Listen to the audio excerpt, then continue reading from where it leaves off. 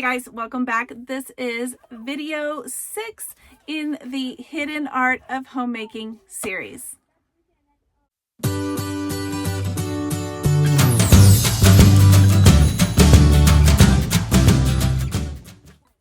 All right, guys, welcome back. I'm Laura Wilkie with Down Home with Lemon Pie, and I am excited that you guys are joining me on this series. This is the 6th video. We are on chapter 7, and before we get started, I do want to let you know this is Mother Culture Monday, which is the day that I get to share with you guys all things related to motherhood and putting that in the place that it rightly deserves. And even though our society as a whole is trying to erase that. So that is what this day is all devoted for, and I'm excited that you're here to join me. Before we go too far, I do want you to subscribe if you haven't already.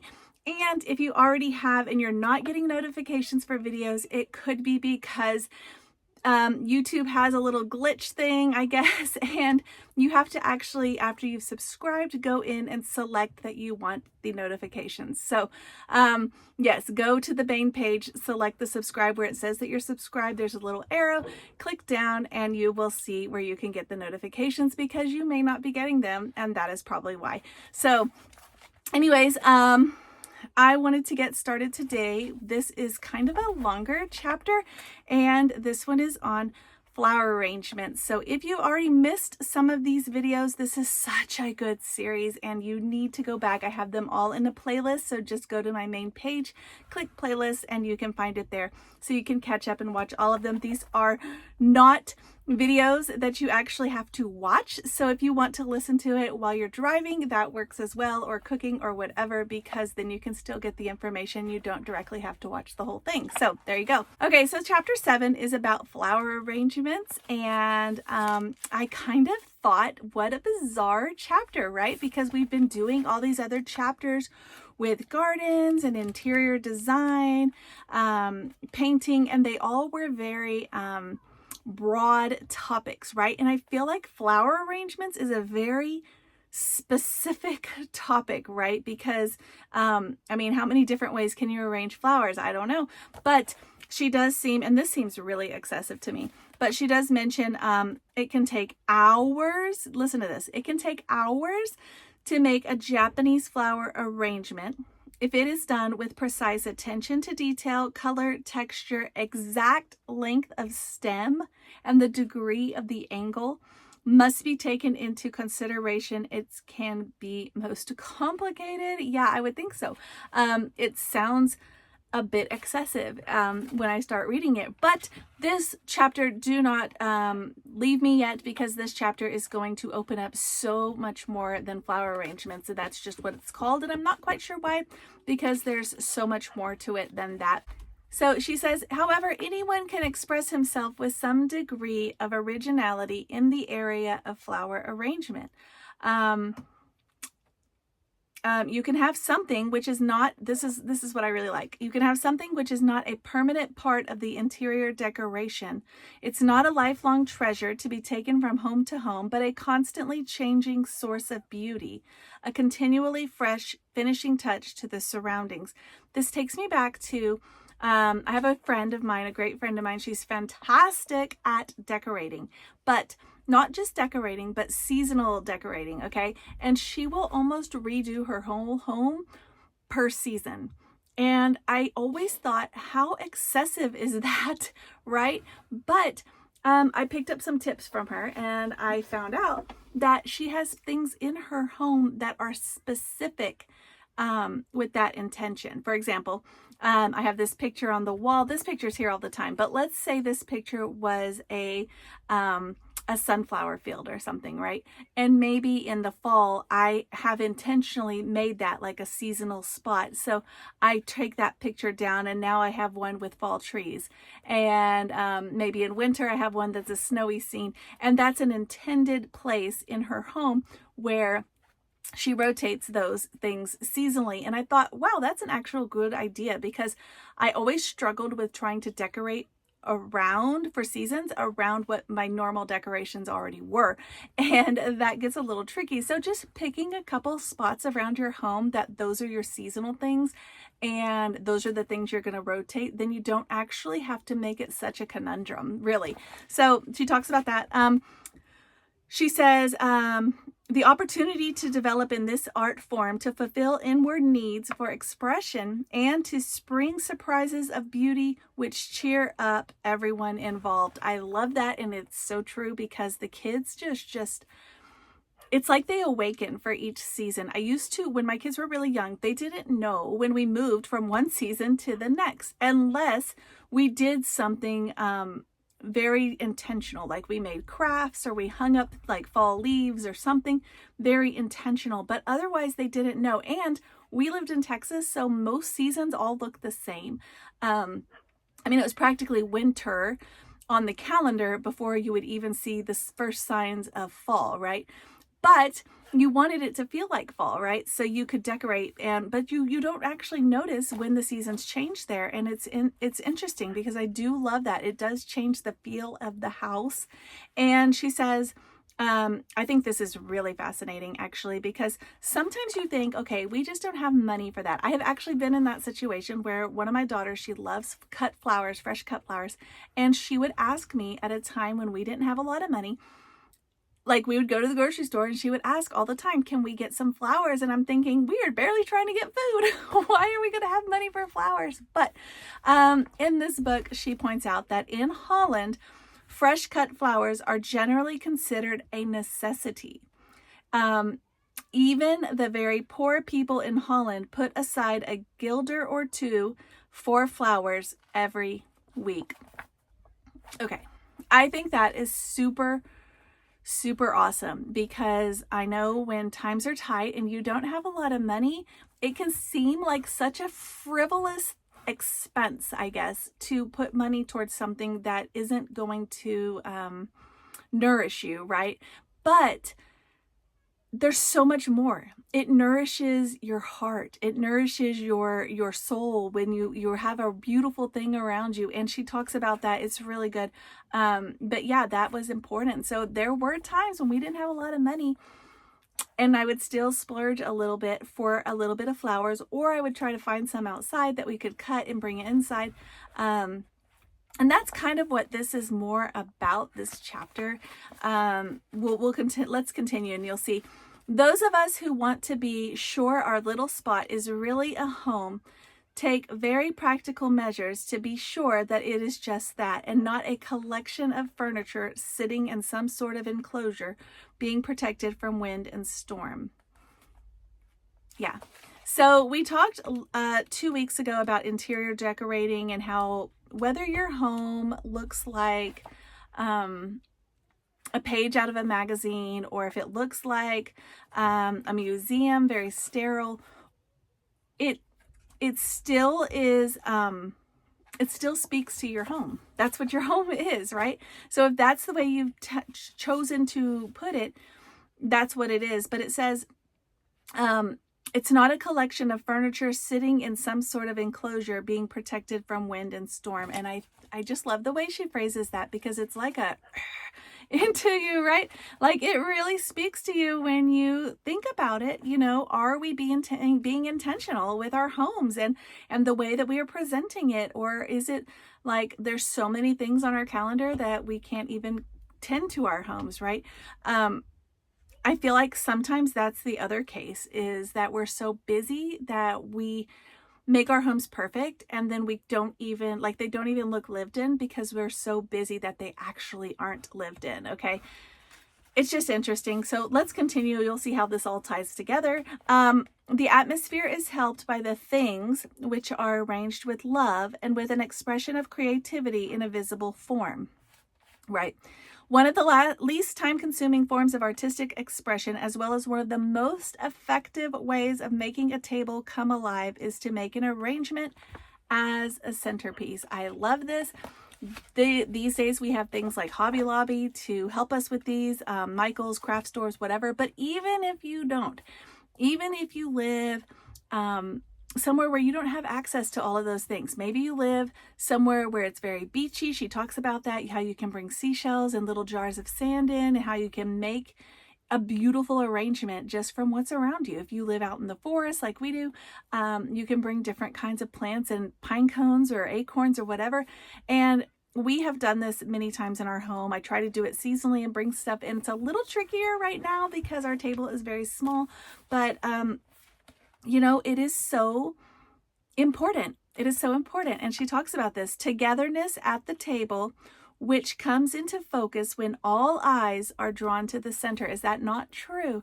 When you are talking with someone, when you have, she talks about this, when you're sharing food, thoughts, ideas, problems around a kitchen table is usually where it's at, right?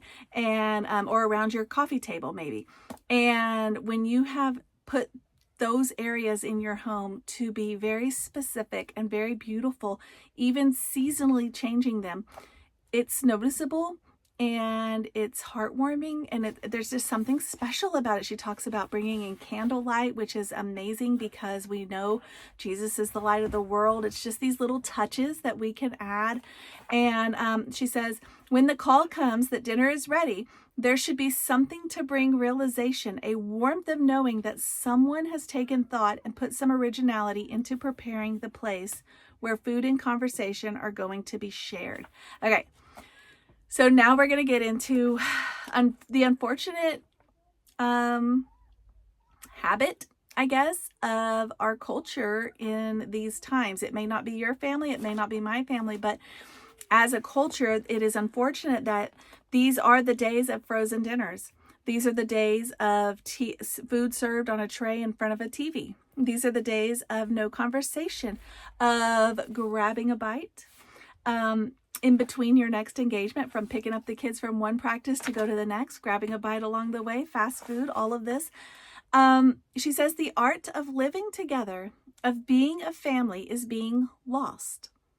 Just as the wealth of the earth is being lost by man's carelessness in his ignoring the need for conservation of forests, lakes, and seas, the conservation of family life does not consist of sticking a rose in the middle of the table.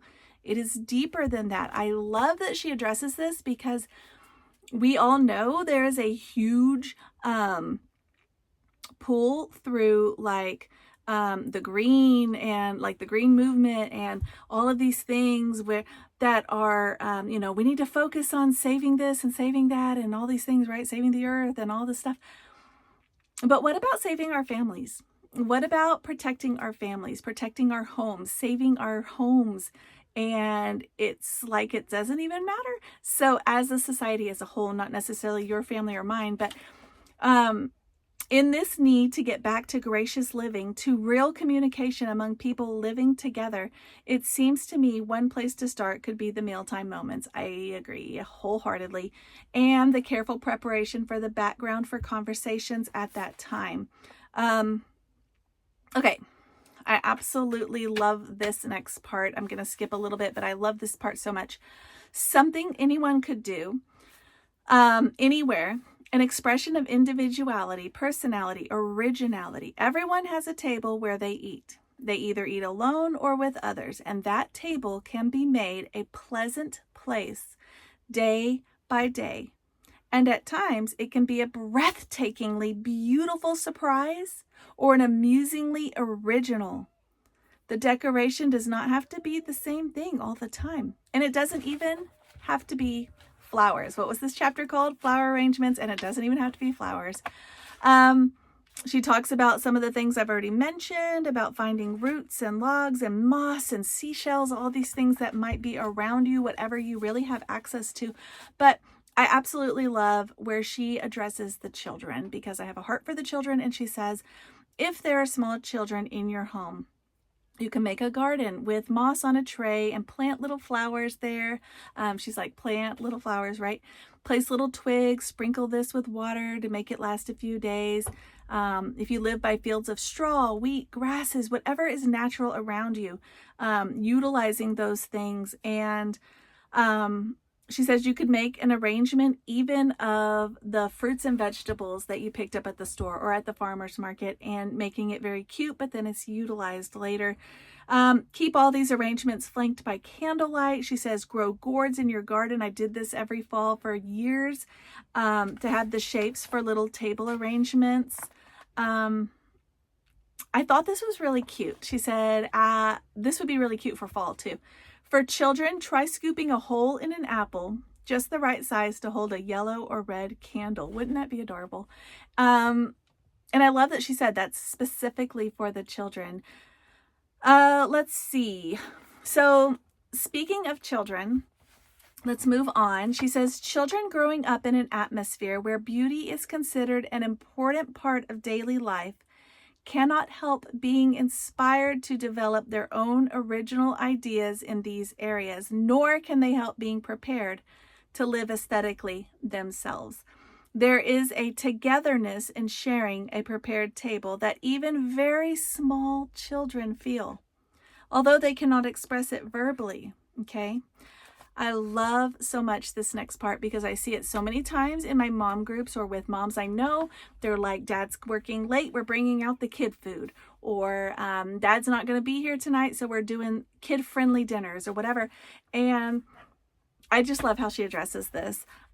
Instead of saying, oh, it doesn't matter, it's only the children, when you are alone with children for a meal, she says, it is important to say the opposite. I wonder what the children would enjoy the most.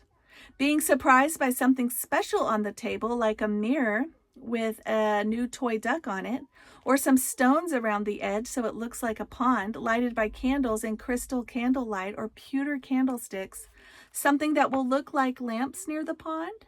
Or would they rather have a choice?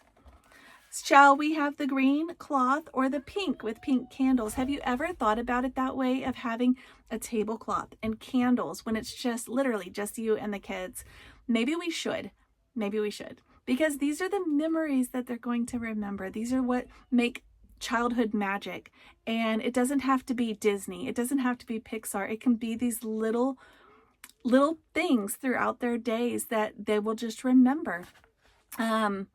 She says it takes very little time, but when the children are alone, do not let that be the moment to sit down at a bare table. We're probably all guilty of that.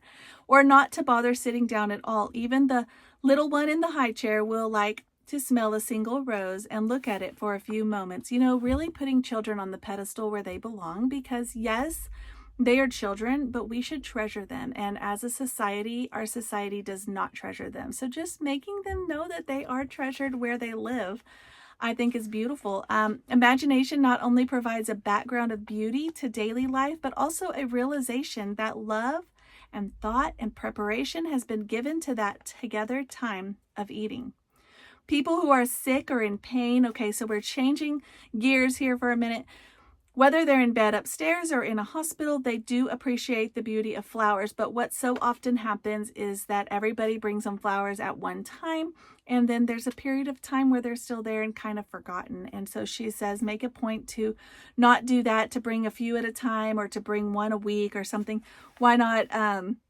Yeah, she talks about that. A candle on the tray brings light and warmth and aliveness of movement into the darkness that they are living. It could be hard to be shut up. I mean, I can see that. I saw that with my grandmother. And a flower in an egg cup or a tiny vase or a little bit of ivy or ferns, you know, just to remind them that they're still so much. They're so important.